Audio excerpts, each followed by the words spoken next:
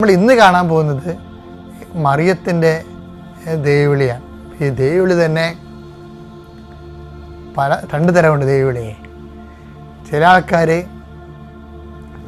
ദൈവം ഏൽപ്പിക്കണ വിളിയുണ്ട്, അതുപോലെ തന്നെ പിതാവ് ഏൽപ്പിക്കുന്ന ദൈവവിളിയുണ്ട്.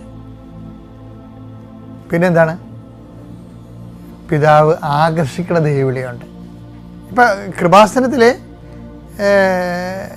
ഈ ഉടമ്പടി മാതാവിൻ്റെ പ്രത്യക്ഷീകരണത്തിന് ശേഷം ഏൽപ്പിച്ച് ദൈവവിളിയാണുള്ളത്.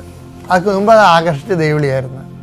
നമുക്ക് ഓരോ സാക്ഷ്യങ്ങളെ കേൾക്കുമ്പോഴൊക്കെ നമുക്ക് ആകർഷണം വരത്തില്ലേ, അങ്ങനെ ഒന്ന് നമ്മൾ ഉടമ്പടി എടുക്കും. അതാണ് ആകർഷണ ദൈവവിളി. ഉടമ്പടി എടുത്തു കഴിഞ്ഞ് ചില ആൾക്കാർ അവർ സ്വന്തമായിട്ട് തന്നെ, ഇപ്പോൾ കഴിഞ്ഞ ദിവസം ഒരു സാക്ഷ്യം പറഞ്ഞ് ഞാൻ 1200 പേരെ കൊണ്ട് ഉടമ്പടി എടുപ്പിച്ചതെന്ന്. അതെന്താണത്? അത് ആകർഷിച്ചതല്ല, അത് ഏൽപ്പിച്ച പോലെ ചെയ്യണതാണ്. ഇവിടെ ഈ ഉടമ്പടി പുതുക്കി വരുമ്പോൾ ആകർഷണ ദൈവവിളി ദൈവം ഏൽപ്പിച്ച ദൈവവിളിയായിട്ട് മാറി. ക്രിസ്തുവിനെ ദൈവം ഏൽപ്പിക്കുകയാണ് ചെയ്തത്. യോഹന്നാൻ 17:4 അവിടുന്ന് എന്നെ ഏൽപ്പിച്ച ജോലി പൂർത്തിയാക്കിക്കൊണ്ട് ഭൂമിയിൽ അവിടുത്തെ ഞാൻ മഹത്വപ്പെടുത്തി. അപ്പം നമുക്ക് ദൈവത്തെ മഹത്വപ്പെടുത്താം. ഏൽപ്പിച്ച ജോലി പൂർത്തിയാക്കി. ഏൽപ്പിച്ചേക്കുള്ള പ്രശ്നം ഉള്ളത് അത് മഹത്വപ്പെടുത്തണമെങ്കിൽ അത് പൂർത്തിയാക്കണം. പൂർത്തിയാക്കുക കഴിഞ്ഞാൽ ആ മിഷൻ പൂർത്തിയാക്കുക എന്നല്ല പ്രശ്നം. അതിൻ്റെ അർത്ഥം എന്ന് പറയണത് as far as you are being here you must show the fidelity. നീ എപ്പോഴാണ് തിരിച്ചു വിളിക്കപ്പെടുന്നത് അതുവരെ ദൈവത്തോട് കാണിക്കുന്ന വിശ്വസ്തതയ്ക്കാണ് അങ്ങനെ പറയണത്, പൂർത്തിയാക്കണം എന്ന് പറയണത്. അത് മനസ്സിലായില്ലേ? ആ പൂർത്തിയാക്കലിന് ഫിഡലിറ്റി ആയിട്ടാണ് ബന്ധം. നമ്മളൊരു ദൗത്യം വിശ്വസ്തതയാണ് ചെയ്യണമെന്നുണ്ടെങ്കിൽ അത് ചെയ്യണത്രയും സമയം അത് പൂർത്തിയാണ്. നിങ്ങളത് കഠിനാധ്വാനത്തോടെ ചെയ്തു, പക്ഷെ ഉദ്ദേശം നിങ്ങളുടെ ജോലിയോ വീടോ ഭൗതികമായ ലക്ഷ്യങ്ങളൊക്കെ ആണെങ്കിൽ നമുക്ക് പൂർത്തിയാണെന്ന് പറയാൻ പറ്റത്തില്ല. നമ്മുടെ ഉദ്ദേശം എന്താണ്? ദൈവത്തെ മഹത്വപ്പെടുത്തുന്നതായിരിക്കണം അത്. പിതാവേ, ഒരു ജോലി പൂർത്തിയാകണമെങ്കിൽ അതിനെന്ത് ചെയ്യണം? 3 കണ്ടൻ്റ് ഉണ്ട്. ഒന്നെന്താണ്? അത് ഒരു ജോലി പൂർത്തിയായെന്ന് പറയാൻ അത് ഒന്ന് വിശ്വസ്തത നമുക്കുണ്ടാകണം. രണ്ടാമത്തേത് എന്താണ്?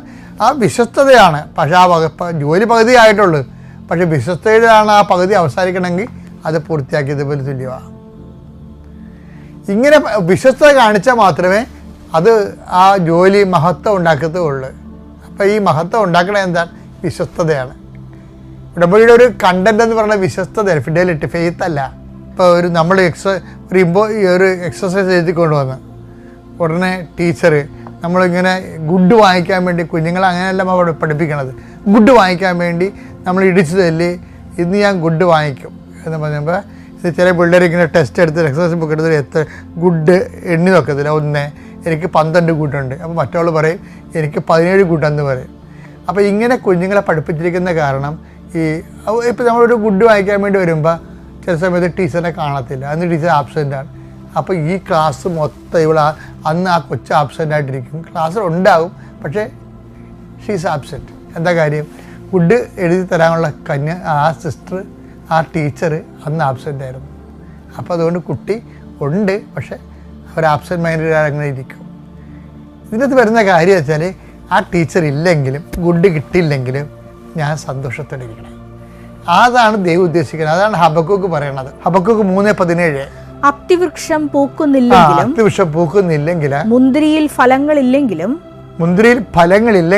ഒലിവ് മരത്തിൽ കായ്കളില്ലാതായാലും വയലുകളിൽ ധാന്യം വിളയുന്നില്ലെങ്കിൽ ആട്ടിൻകൂട്ടം ആലയിൽ അറ്റുപോയാലും കന്നുകാലികൾ തൊഴുത്തിലില്ലാതായാലും ഞാൻ കർത്താവിൽ ആനന്ദിക്കും. അതാണ് വിശ്വസ്തത എന്ന് പറയുന്നത്. ഞാൻ കർത്താവിൽ ആനന്ദിക്കും. അപ്പം അതുകൊണ്ട് തന്നെ ഒരു വിഷയം ചെയ്യണത് ആരും കണ്ടില്ല, ആ ഒരു നന്മ പ്രവൃത്തി ചെയ്യണത് ആരും കണ്ടില്ലെങ്കിലും നിനക്ക് കർത്താവിൽ ആനന്ദം ഉണ്ടെങ്കിൽ ആ നന്മ പ്രവൃത്തി പൂർത്തിയായി. അതുകൊണ്ട് ദൈവം മഹത്വപ്പെട്ടു. അപ്പോൾ നമ്മളുടെ ഈ വർക്കുകളെല്ലാം ഇനി അറേഞ്ച് ചെയ്യണം ഈ രീതിയിൽ. അപ്പോഴാണ് ദൈവത്തെ മഹത്വപ്പെടുത്തിക്കൊണ്ട് കൃപയിൽ നിറഞ്ഞ ആസ്തി പദ്ധതി വളരണത്. Thank you.